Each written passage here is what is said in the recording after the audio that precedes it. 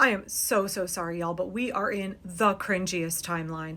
I want to take a little time and talk about some of the things I've learned over the last couple of days about Tyler Robinson, the alleged shooter of Charlie Kirk, and incel brain rot meme subculture online. Full disclosure, this is a subject I knew virtually nothing about until 48 hours ago. So I want to talk about what I know, and then I want to share a number of other creators who actually have expertise and good insight on this issue. And then I want to talk about some questions that I have, because for me, I wish that I didn't have to spend time learning about this. There are so many other things I would rather be doing than spending my life hours and brain space on the violent rhetoric, subculture, memes, lingo of 4chan incel guys. But this is where we are now in the United States of America in 2025. I think historians will look back and examine this period in history and be like, what the fuck? How fucking cringy was the United States in 2025. Yeah, we knew it was. Right now, as we're living through it, we know how cringy it is. And I think in the coming days, more and more Americans are going to realize, like, what the hell? So I don't know very much about this subject at all, like a tiny smidge, which is why I want to direct you to other folks. But I think it's important that we learn together. It's important to understand, because we have to live with the consequences of this conflict on the far right. And in particular, the way that MAGA politicians, from Utah Governor Cox to Donald Trump to Nancy Mace, are trying to use this scenario to falsely, wrongly whip up this kind of like political civil war between MAGA, the MAGA sphere, and anybody else to the left of them, centrist, liberals, leftists. This is a really dangerous and anxiety-fraught period in our history. Politicians are inciting political violence. We are seeing very dangerous rhetoric that puts people's lives in jeopardy being spewed, from podiums and news conferences and interviews. And a lot of it is allowed to perpetuate because we don't understand the context. We don't understand the subculture where much of this is coming from. And so that empowers MAGA to spin it in a way that fits their narrative. And actually, I don't even know if MAGA understands what it is that they're talking about. So I think this will end up being a multi-part video, because I think it's important for us to begin to unwrap this a little bit. But I also recognize that most of us would rather be doing anything else. So let me tell you what I know, then I want to point to some creators, and then I want to ask several questions. This series of videos, 2 or 3 videos, however long it ends up being, will have a number of questions that are unanswered at the end. And maybe you can help educate me, maybe you can help point me to sources, maybe we can learn about this together. Here's what I know, and please correct me if I get anything wrong. We are stumbling through right now, and we're not getting an accurate portrayal from legacy media at all. Whether that is because they don't understand the context, or whether that's because they are in the pocket of the regime and perpetuating their narrative, those don't have to be mutually exclusive. So Charlie Kirk was shot and killed. The shooter was initially on the loose. There were basically no leads. Immediately, we saw Donald Trump and politicians on the right blame the shooting on the political left. We saw MAGA in an uproar. I don't know if your social media feed was like mine, just screaming MAGA women, blaming liberals for this, just completely this immediate presumption that it must have been somebody on the political left. And again, MAGA politicians were stoking that. Nancy Mace, using really offensive slurs, said it was probably a trans person that did this. With zero information on the shooter when she made that claim multiple times. And then a young, white, cis man, I originally said cis het, but we don't actually know that he's heterosexual, man who is a Mormon from Utah, whose parents and grandmother are registered Republicans, named Tyler Robinson, was arrested. His dad actually turned him in. After we heard screaming threats from people in the MAGA sphere that it must be a Democrat who did this, the young man who was arrested is not a registered Democrat. His family are all MAGA. In fact, his grandmother came out and made a statement where she seemed to be more upset that people might think that her grandson was a liberal Democrat or a radical leftist than the fact that he had been arrested for murdering another human being. Yeah, you heard that right. Tyler's grandma was more upset about the world thinking he might be on the political left than the fact that he killed another person.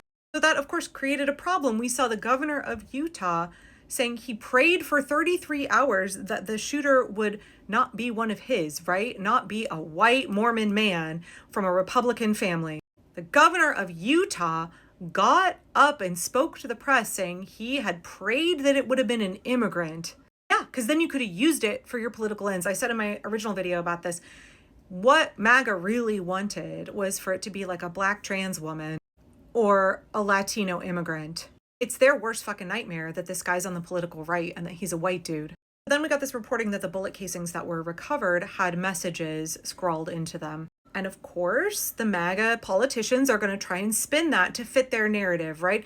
It's not let's examine the evidence. It's how can we twist the evidence to fit our narrative. So one of the casings said, "Hey, fascist, catch," and then had an up arrow, a right arrow, and 3 down arrow symbols. White Mormon Republican Utah Governor Spencer Cox was desperate for all of us to believe that that phrase, "Hey, fascist, catch," was proof that Tyler must be on the political left. When asked about it, he said, "I think that speaks for itself." Except it doesn't. And this is where we have to talk about 4chan, brain rot, meme culture. Because whether willfully or unintentionally, Governor Cox is misrepresenting the phrases that were on these casings. He either didn't understand what he was reading, because he and whatever bros in law enforcement were as ignorant of this subculture as I was, or he knows better. He's just spinning it to keep his base all whipped up. I'm not going to read what all of the casings said. There are other folks who have talked about this extensively, but one of them said, "If you read this, you're gay, LMAO." This is what I mean. This is like the cringiest shit. I don't know if you had this misunderstanding like I did, but I knew there were different factions on the political right? There is the Christo-fascist Project 2025 set. There are the technocrat oligarchs. So you and I might see Charlie Kirk and his fans as being the far right in American politics. But amongst the right, I think they're seen much more as like moderate. That's the state of the Republican Party now. So the folks to the right of Charlie Kirk, they actually called him a liberal Republican. And even more than that, the groups, the 4chan incel groups to the far right of Charlie Kirk called him a fascist. So when you see the phrase, "Hey, fascist, catch," on that bullet casing, it doesn't mean the same thing to far right internet culture that it means to you and me. That meme culture loves to take phrases, appropriate phrases and terms from other parts of the political landscape and from history, and to use them in an ironic way. What we're seeing here is a failure of mainstream culture and law enforcement to be able to actually read what these messages say and interpret them accurately. This is where I'm just barely starting to learn. And this is where it becomes crucial to understand that it is seeming more and more like Tyler Robinson was part of this group to the right of Charlie Kirk that felt that Charlie Kirk was too liberal. And not only that, they called him a fascist because of his support for Israel.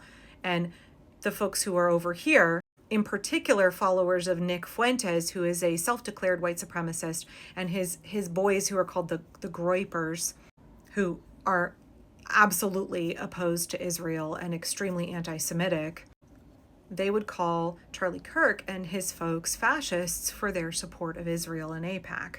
And I know I'm going to have to take this into a part 2 here, but this is one of the things I think we need to understand and that I was just made aware of, is that there's the alt-right pipeline, right? Charlie Kirk and Manosphere podcasters and all of those folks have done a really good job of red-pilling young white men in particular, but not exclusively, also trans women, also folks who aren't white, red-pilling them.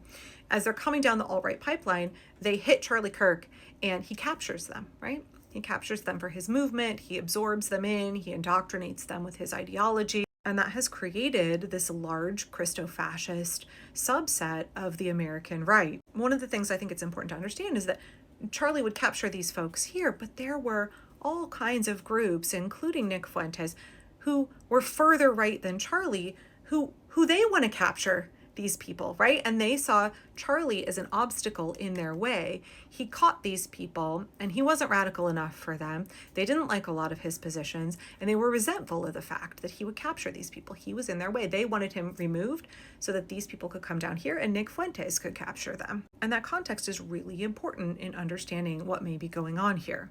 I've got a lot more, so please come back for part 2.